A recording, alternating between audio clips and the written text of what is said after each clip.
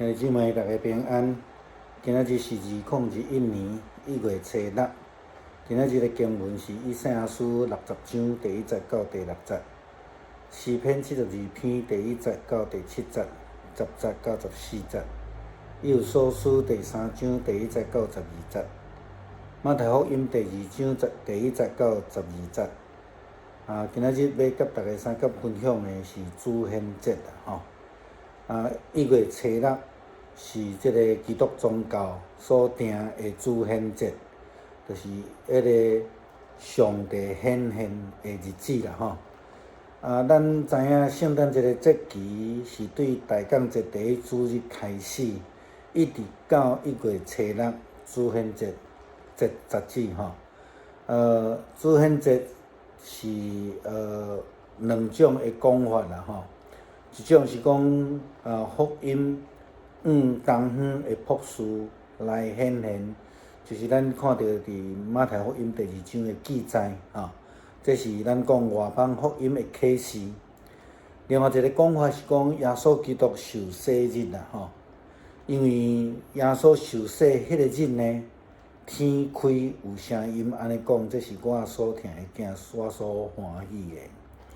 会通讲是上帝公开向世界介绍耶稣基督是伊所疼的囝。主显节的即个日子甲圣诞日无说讲圣诞日，咱咧讲12月初5基本上主显日甲即个圣诞日是无共工，甚至有差1-2年的时间连免咱会去讲到即个部分根据马太福音第2章的记载，希律王伫伊的国内听到即个有一个伊所毋捌的王出世这就大条所以伊就假做讲想要去拜伊就甲即个东远来的博士咧问所在的遮的人讲你若去看到伊了都爱来甲我报告，我通好来去甲伊拜。但是事实上伊根本毋是要来拜耶稣啦所以圣神启示遮博士毋通倒转去报告希律王伫倒位找着耶稣。后来即个希律王为着要来除即个后患毋是因兜的囡仔，佫是王出世这像咱拄则讲的真大条所以照圣经的记载，咱看见讲希律王就甲当初时2岁以下的查甫囡仔拢总杀死。因此圣经咱会通来猜想啦根据这圣经的记载，东远的博士对伫因家己的国内，约是这巴比伦遐来到伫耶路撒冷，大概需要2年的时间啦因为希律王杀2岁以下的囡仔。虽然咱通常咧讲，咱通常伫即个圣诞节庆祝的时阵，拢会甲即个顾羊的人，佮甲东远的博士囥斗阵但是事实上，伫即个照圣经的记载，即个日子是有差别的咱要讨论的是福音的普世性就是讲上帝不但伫耶稣降生的时阵向即个顾羊的人显现，也用即个启明星，甲即个东远伫种远的所在，东远的博士来甲因启示。然后因就对着即个启明星来到伫耶路撒冷，想要来拜耶稣。然后伫王宫的时阵，才问着伫圣经旧约有记载，伯利恒城看到上帝的王啦就是讲上帝所设立的王所以咱知影即个外邦的福音，毋是对保罗才开始。虽然保罗讲伊是外邦的使徒也毋是对彼得开始，彼得看到异象其实外邦福音是上帝在早的旨意啦上帝借着耶稣的降生，将伊的救恩显现予世界。咱咧讲的世界，这是全世界的意思主显节是救恩显现予世间人的日子，这是足重要的一个日子圣神的启示这是第2个角度咱要看到的。咱看到圣经的记载，马太福音第2章12节讲，搁伫迷茫中得到指示，教因毋通倒转去就近戏律，就对别条路倒转去本所在。所以咱看见这个伫困的这中间做眠梦的中间，上帝来指示博士，因毋通来倒转去甲这个希律王报告这会通讲是圣神的启示啦上帝的星带领东方的博士来到伫伯利恒来拜上帝的囝，然后上帝的囝这个敬拜了后，上帝佮用伊的圣神来启示博士，毋通去见希律。所以上帝基本上是用三一上帝的位格迄个方式来向外邦的博士来显现，这真奇妙这真奇妙。伫希伯来人的观念中间，上帝是三的复数牧师想要提醒家己大家，就是讲，伫咱咧讲到真济的基督教的宗教节期，毋是对圣经出来是咱知影伫圣经内底有正个重要的日子，然后咱伫后壁的世代才去定着一个日子来纪念、来庆祝、来对上帝献上感谢啦所以主显日也是主显节，基本上就是要安尼纪念上帝将福音向世间人显现。伫文献有这个记载这个主显日呢是大概约略是主后385年的时阵，对这个伯利恒甲耶路撒冷的教会开始庆祝，为着要纪念耶稣基督为着世间人来降世。上帝赏赐救恩予这个世界，当咱纪念这个日子的时阵，咱也当时阵去互这个圣神甲咱提醒，诚做基督徒的呼召甲责任，就是传福音的呼召。咱来想看卖对远远看到启明星的这个博士，因透过伫问耶稣降生的地点的时阵，因也咧执行传福音的使者的角色。因将这个消息传出去因为这个节庆，咱咧庆祝，咱咧纪念，咱纪念耶稣基督受洗、成长，互上帝甲圣神充满，开始来传道的日子，这也是今仔日基督徒的呼召。弟兄姊妹平安。今天是2021年1月6号。今天的经文是以赛亚书第60章第1到第6节，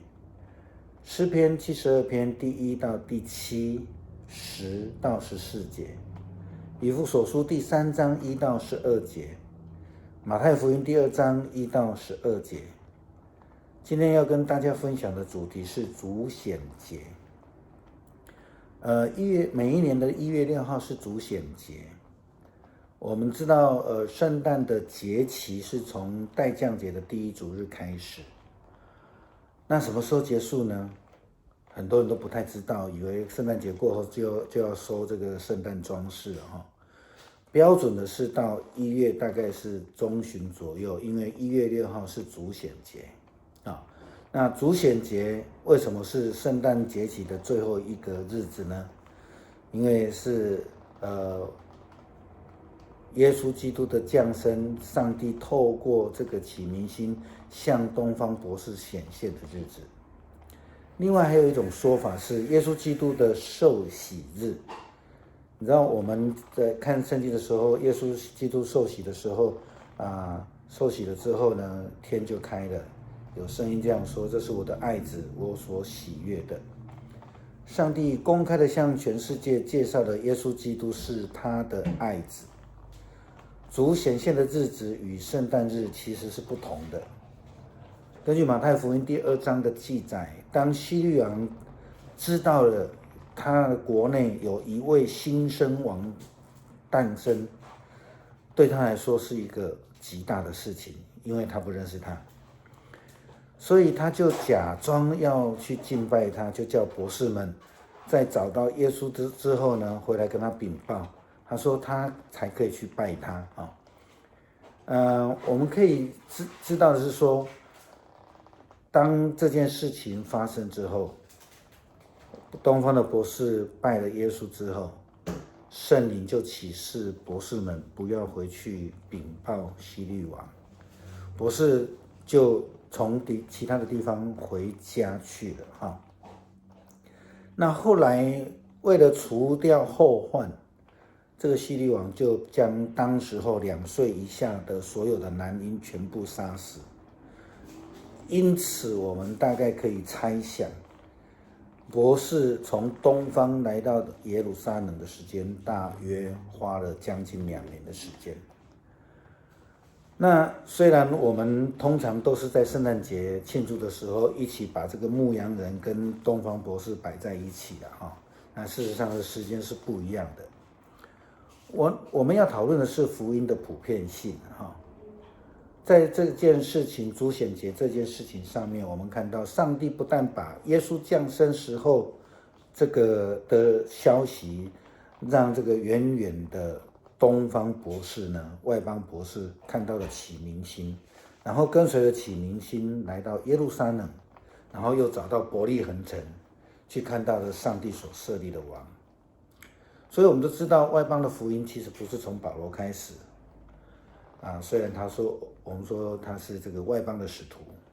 也不是从彼得的这个异梦里面开始的。